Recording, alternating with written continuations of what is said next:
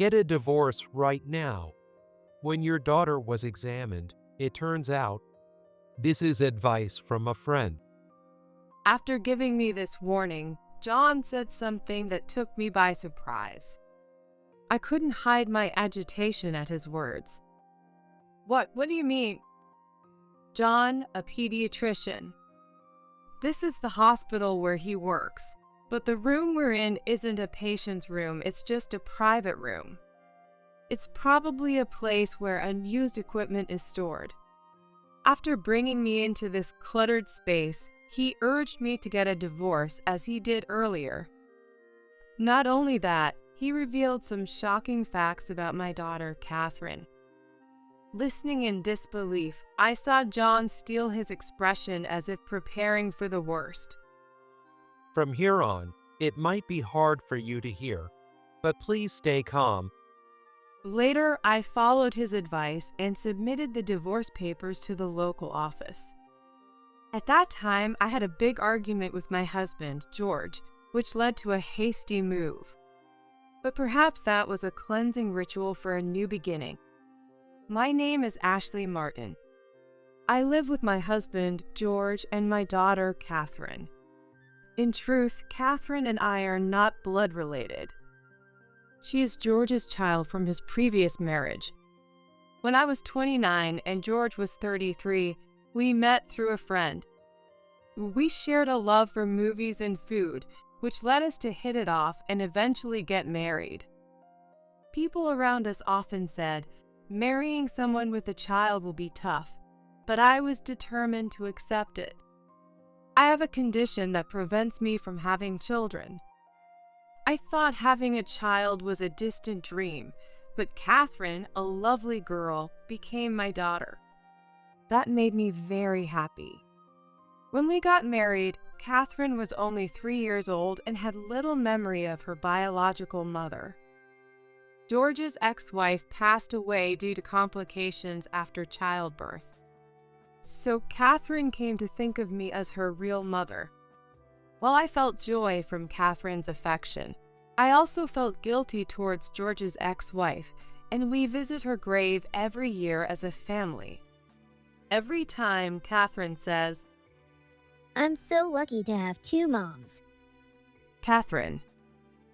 Catherine is kind and a very good girl. I always hold her small hand, determined to make her happy. This year marks the 5th visit to the grave.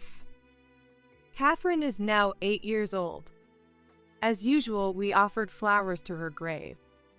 Hey, hurry up, let's go. From a distance, George called out.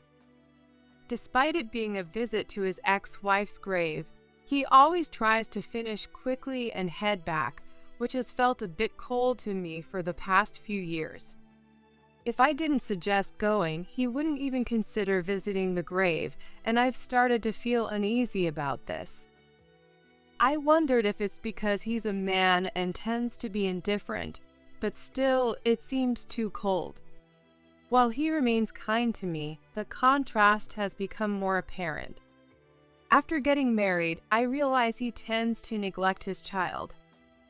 He works as a researcher at a pharmaceutical company and is very busy.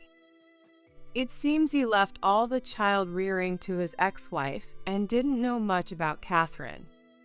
Even when we got married, there was a conversation like this. Where's Catherine's mother-child health handbook? Health handbook? Where could it be? Do we even need that? Of course we do.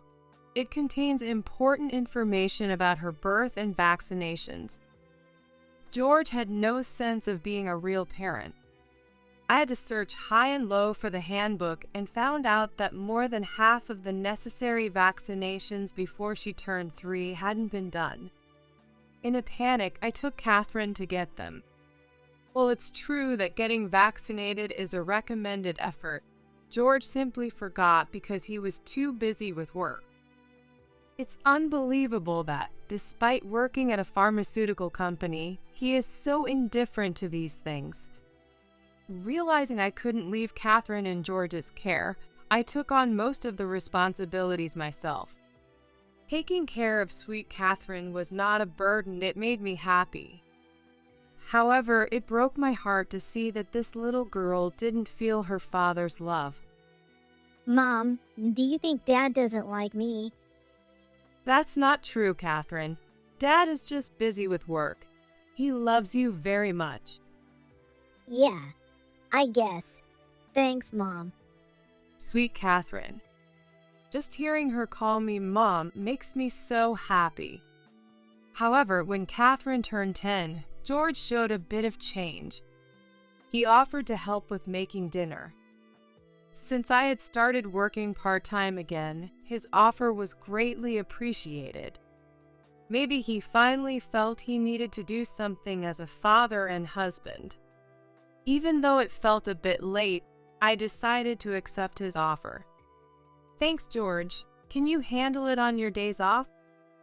Of course. I'll show you my amazing skills. I'm looking forward to it. George, who had lived alone before we got married, did indeed cook well. My burden lessened considerably, and my distrust in him eased. I felt reassured, thinking that he also valued our family. However, despite spending more time together at the dinner table than before, Catherine's behavior began to change.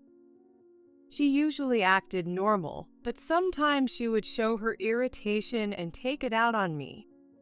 At first, I couldn't understand the reason. Her teachers said she seemed fine at school, and she was having fun with her friends. She had no particular complaints about her extracurricular activities or tutoring. After observing her for a while, I realized Catherine was sometimes experiencing health issues. These problems made her irritable. She would sometimes have an upset stomach and lock herself in the bathroom, or have trouble waking up in the morning, or even find it hard to sleep at night. These issues occurred about once every 3 months, and I suggested to George that we should get her checked. But isn't it a different issue each time? Maybe it's just a bad day. Well, yes, but If she recovers quickly, then it's not a disease. Don't worry. Ashley, you're such a worrywart. George didn't seem to take it seriously, and I started to wonder if I was overthinking it. Indeed, the symptoms varied and weren't constant. When I took her to the hospital, they just attributed it to stress and prescribed some medication. But still. I'm going to bed now. What? It's only 7 o'clock. I'm really sleepy. Good night. Rubbing her eyes, Catherine headed to her room without taking a bath. George, washing dishes. Wow, early to bed, early to rise. Good night. He casually said. Didn't he think it was strange that our daughter was going to bed 2 hours earlier than usual? Realizing that consulting him might be futile, I decided to take Catherine to a different hospital the next day. I walked into the clinic with a tired-looking Catherine. I was surprised to see someone I didn't expect. John? Oh, that's right. You changed your name after getting married. Long time no see. Switching between the charts, John squinted his eyes.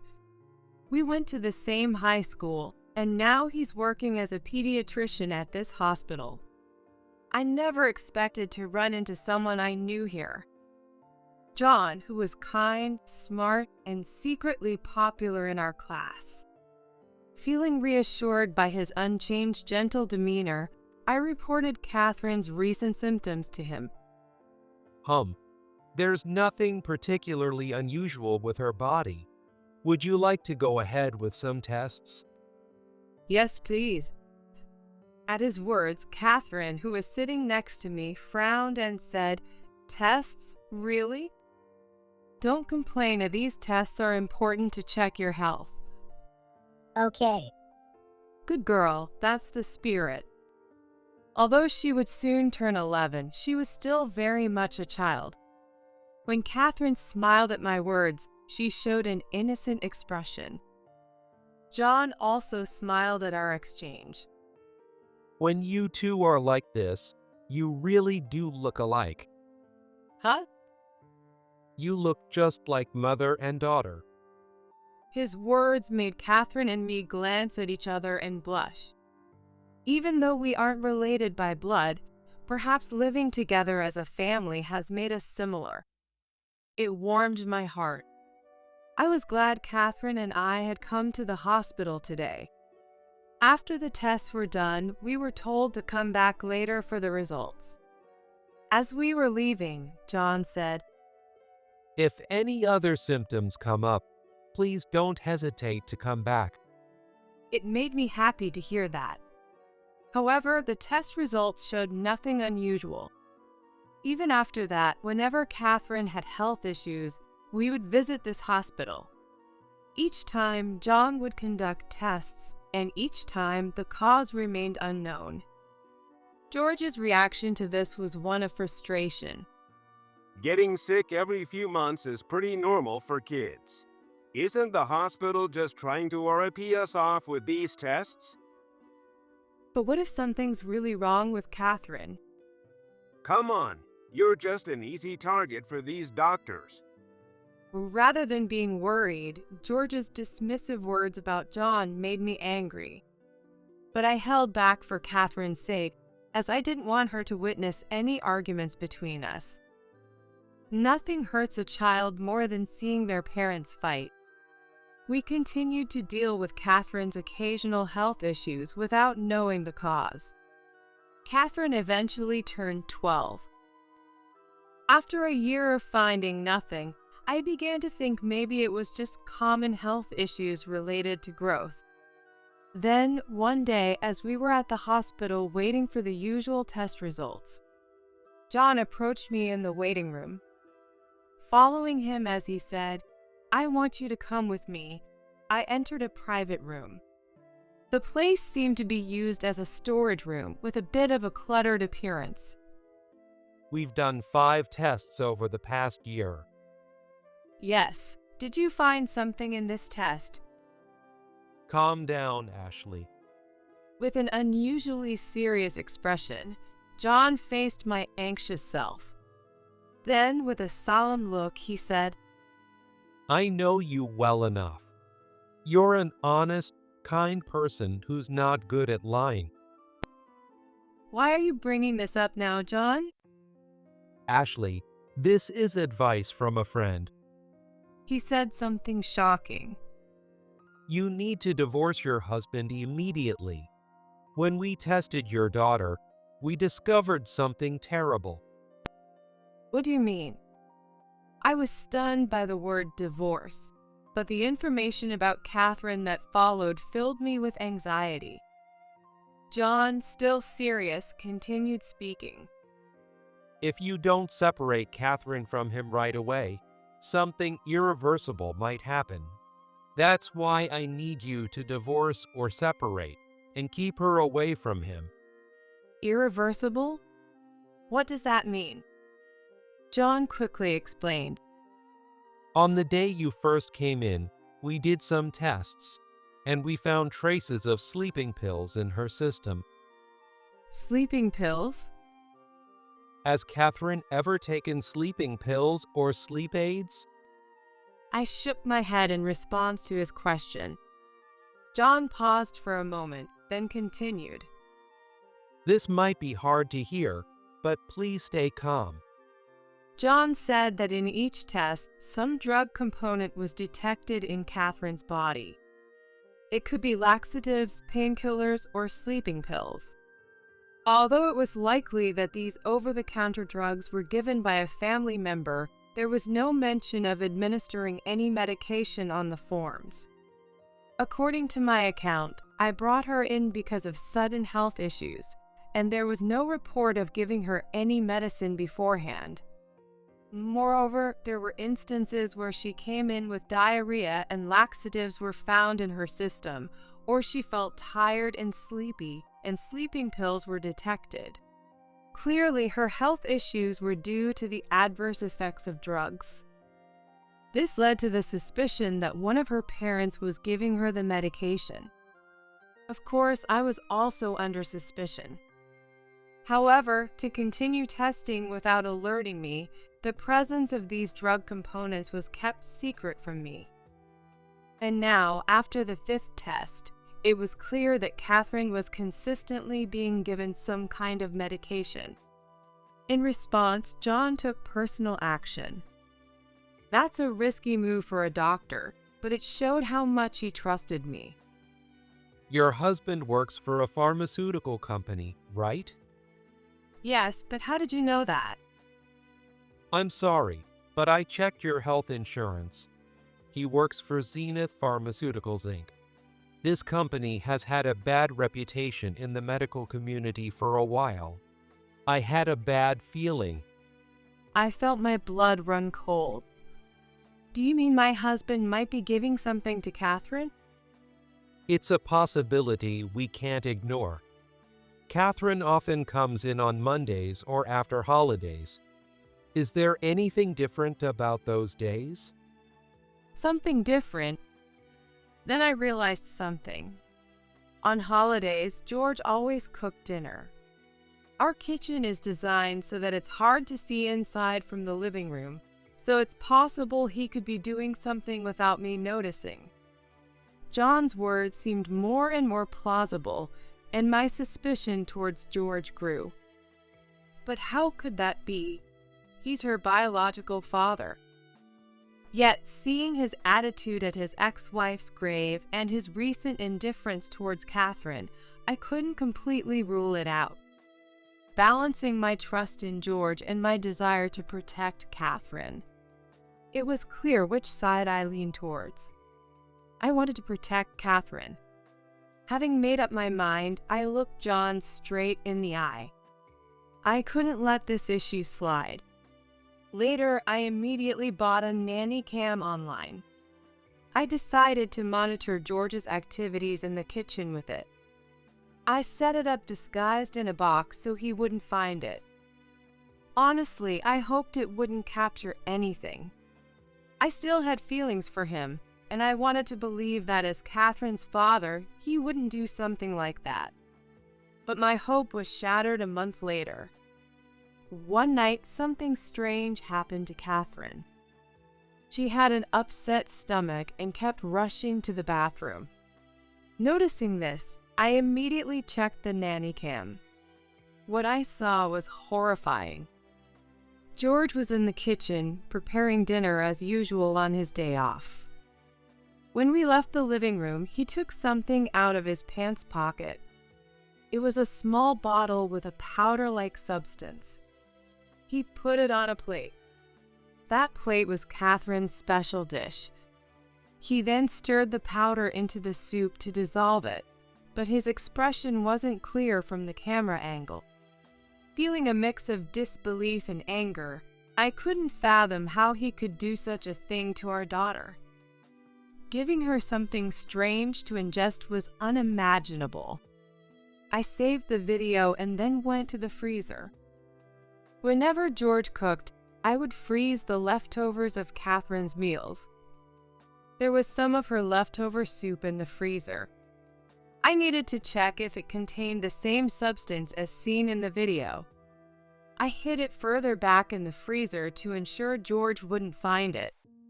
This was advice from John. He said that video alone would only be circumstantial evidence, so we needed physical evidence as well. Suppressing my rising anger, I prepared a drink of water for Catherine as she emerged from the bathroom. "Are you okay, Catherine?" Yeah. I had this before, didn't I? Maybe I have a weak stomach. "Yeah, maybe." Catherine looked miserable as she drank the water. I didn't want her to suffer more, believing it was her body's fault. I swore in my heart to protect her, even if it meant confronting her biological father. Gathering all the evidence, I prepared to confront George. On a Saturday, when Catherine had plans to go play with a friend, I seized the opportunity. As soon as she left, I called out to George. What? You said you wanted to talk about something important. Before that, as he sat on the sofa with his usual expression, I asked, "Is there something you're hiding from me? Not just from me, but from Catherine too?" Hiding something? What are you talking about? For a moment, George's eyes wavered. "Not missing this," I said. "I want you to see something." I took out my phone. I had saved the footage from the camera on my phone. The footage showed him adding the powder. Seeing his shock, I spoke firmly. "What is this about? What have you been giving Catherine?" Oh, that's a misunderstanding. It's just a nutritional supplement. You know, a sample from work. I had expected him to make such an excuse, but to say it so smoothly. I realized he had been preparing to talk his way out if he ever got caught. I clenched my teeth in frustration. There's no point in lying. I've saved the food from that day in the freezer and had it tested. Frozen. Ashley, what have you been? They found laxative components. Are you saying you give laxatives to children as a nutritional supplement? That's... George's bewildered eyes were darting even more. Angered by his attempt to lie, I pressed on mercilessly. "There's no use making excuses. The hospital tests have been detecting substances all along." What? You told me the test showed nothing. That's why I... "So you continued adding drugs because of that?" My loud voice made George fall silent. It was as if he was confirming that what I said was true. I hadn't lied about the test results. I had been told there was nothing unusual. For that, I might owe John some gratitude. Thanks to that, even someone like me who was bad at lying can confidently face George. I asked George the one question I most wanted answered. "Why? Why are you doing this? What do you gain from this?"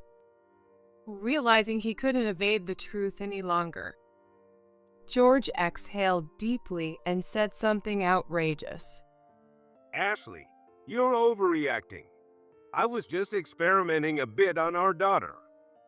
"What?" Yeah, an experiment. The stuff I gave Catherine was experimental from work, like clinical trials. I couldn't believe what I was hearing. He didn't even seem to feel guilty. My expression turned pale. "You gave unsubmitted medicine to Catherine?" Calling it unsubmitted is rude. It's a new drug packed with our company's latest technology. It's actually a good thing that she got to try it. A good thing? I slammed the table. Giving her laxatives and causing diarrhea, or giving her sleeping pills and disrupting her routine, is that what you call a good thing? Don't get so worked up. It's a necessary human experimentation. A human experimentation. George's nonchalant smile sent chills down my spine. I felt like I was facing someone inhuman. A feeling like fear began to rise. But I summoned my courage. If I backed down, Catherine would be in danger. "You said it was an experiment on your own daughter's body." That's right. It's hard to gauge the effects solely on animals. Recruiting for clinical trials is expensive and time-consuming. Using my own daughter is easy and cheap. No responsibilities involved. I started to tremble. Not from fear, but from rage. The thought that Catherine had suffered for such a reason. Don't be ridiculous. You're not a father. You're not even human. Ashley, that's too harsh. The George in front of me no longer seemed human. Reaching out to me with a sickeningly sweet voice, he said, I love you, Ashley. That's why I never gave you any. You knew it was dangerous, so you didn't give it to me. Why then did you give it to Catherine? Because she's my daughter. It's natural for her to help with experiments. Treating his child as his possession. This man isn't a father. He's not even human. Talking to him was pointless now. I handed the documents I had been hiding to George, who was no longer making any sense. This is pointless. Let's get a divorce.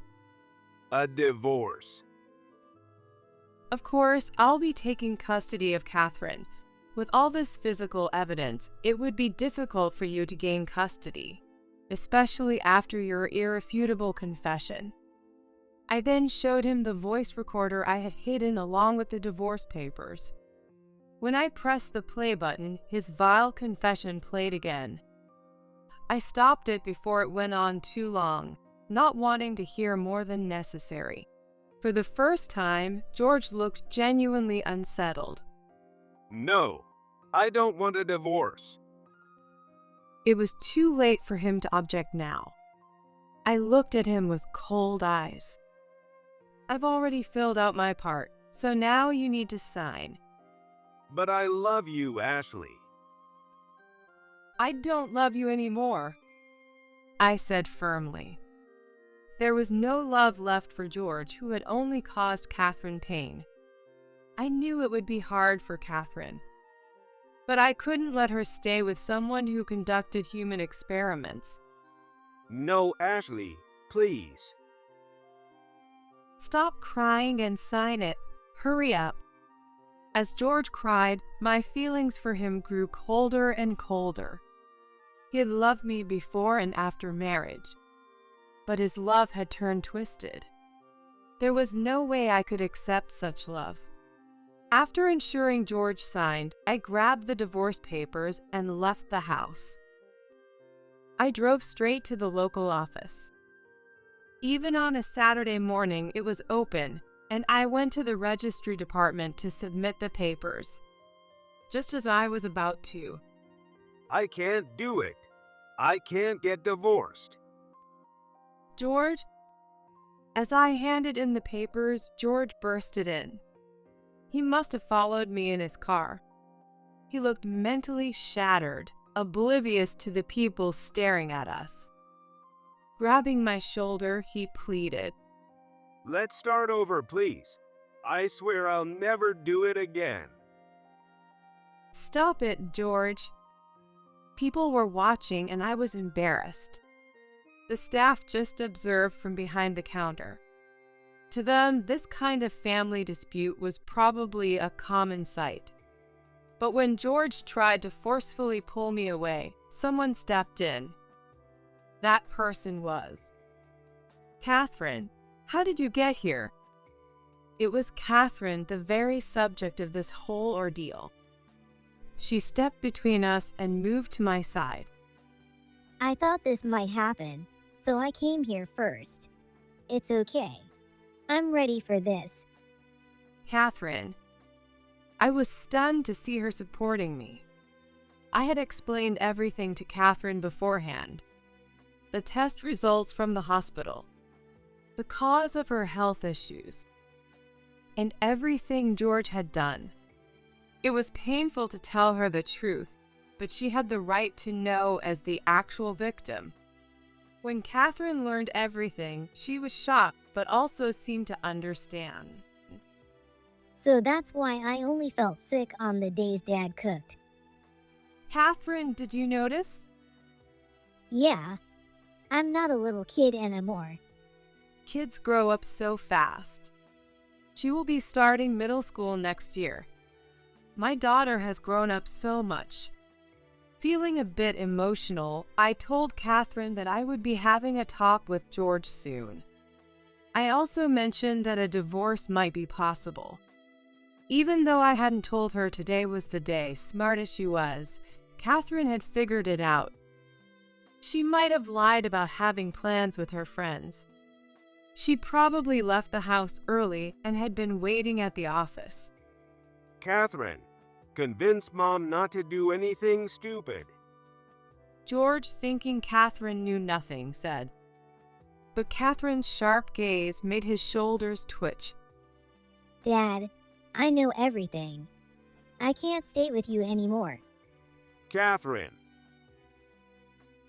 A dad who gives his daughter strange medicines is scary. As soon as Catherine said that firmly, the atmosphere in the office changed dramatically. There was a buzz, and people's stares turned severe. Did you hear that kid say she was given drugs? By her dad? That's serious. The residents there for their own paperwork overheard, and George turned pale. Then, Excuse me, but can I talk to you for a moment? Eek, a police officer? a police officer who happened to be there approached us. He introduced himself as being from the Community Safety Division and grabbed George's arm as he tried to flee. I've been keeping an eye on this, and your daughter's statement caught my attention.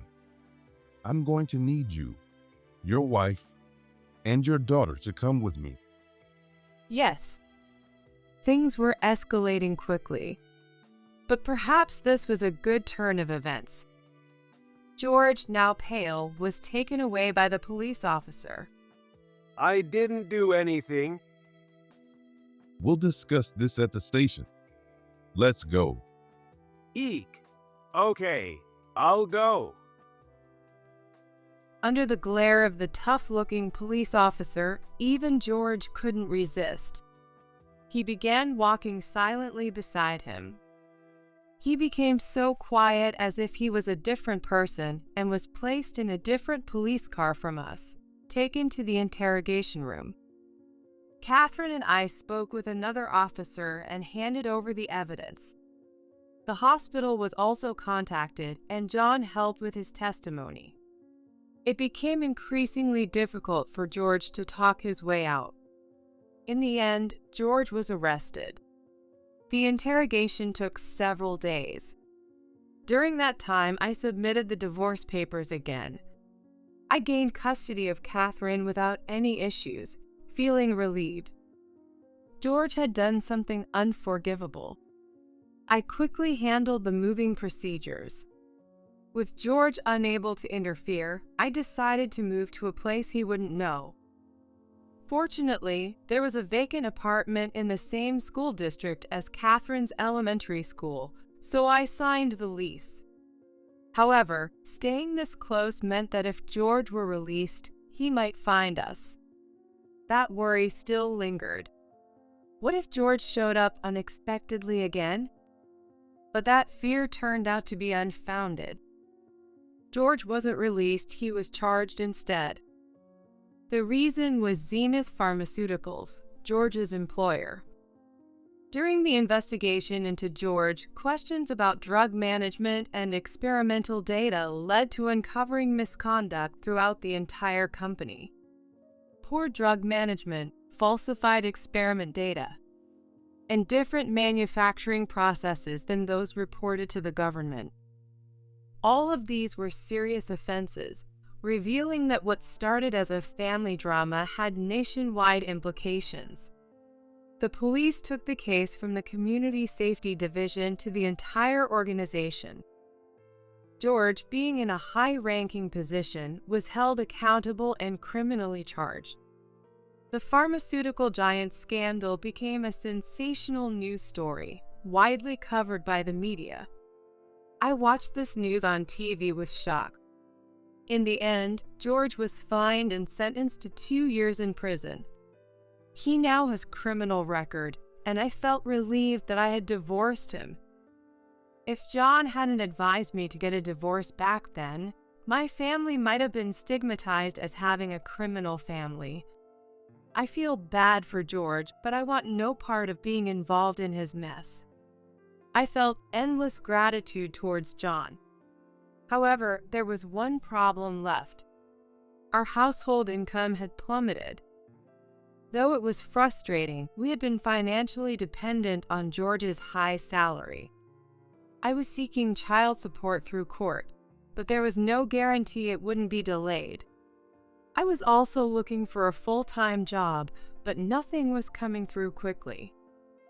At this rate, we'd be heading straight into financial trouble.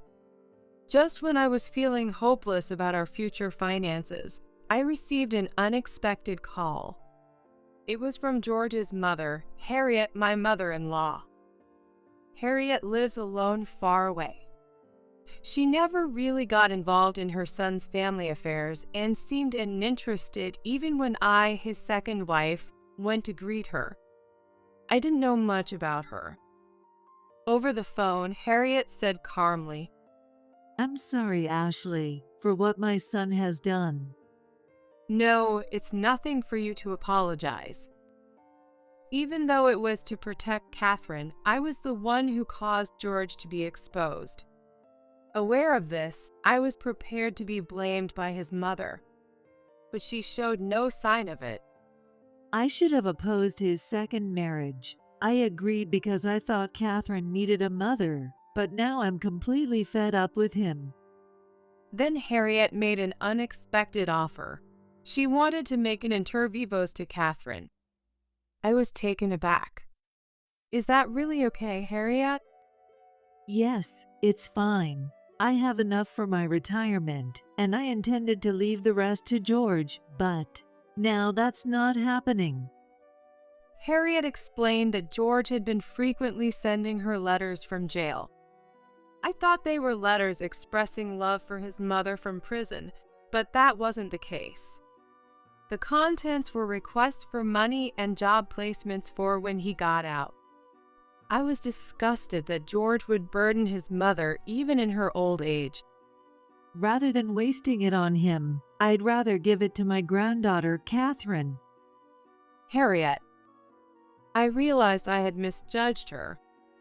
She seemed indifferent, but she truly cared. Of course, we'll keep this a secret from George. I'll just tell him I spent it all. Oh, thank you so much, Harriet. Even though I knew she couldn't see me, I bowed repeatedly while holding the phone. Of course, I couldn't rely solely on this living gift. I eventually found a full-time job and started a new chapter in life. As for George, he apparently went to find Harriet after his release, but she had already moved into a nursing home, so he couldn't locate her. No surprise there. I had taken care of her admission process. We also moved again when Catherine started middle school.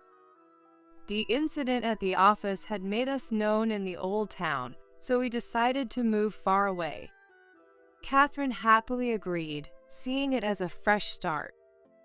Now, George couldn't find either his mother or us. I felt sorry for him being abandoned, but considering he tried to use our daughter for experiments, I believed it was deserved. If you don't cherish your family, they won't cherish you back. That's all there is to it. George had demonstrated that truth perfectly. Years passed and Catherine turned 18. Now a young woman, she was taller than me. Today, she was leaving home. Catherine, who is going to a university in New York, has decided to move there and start living on her own. As I fussed over her at the door, she smiled wryly. "I'll be fine, Mom. Take care of your own happiness too, okay? By the way..." She leaned in and whispered like she was sharing a secret. "I gave John a little push to ask you out. What? I trust him to take good care of you. See you later." Laughing, Catherine waved and left the house. Since then, John had been looking out for us, sometimes taking us out to eat or giving us gifts. I was taken aback. My little girl was so mature. No, she was 18 now, a young adult. Her words touched my heart. Catherine was thoughtful and kind. The memories I had with my beloved daughter were enough to make me happy. Feeling content, I looked up at the sky from the doorway. The clear blue sky stretched endlessly above.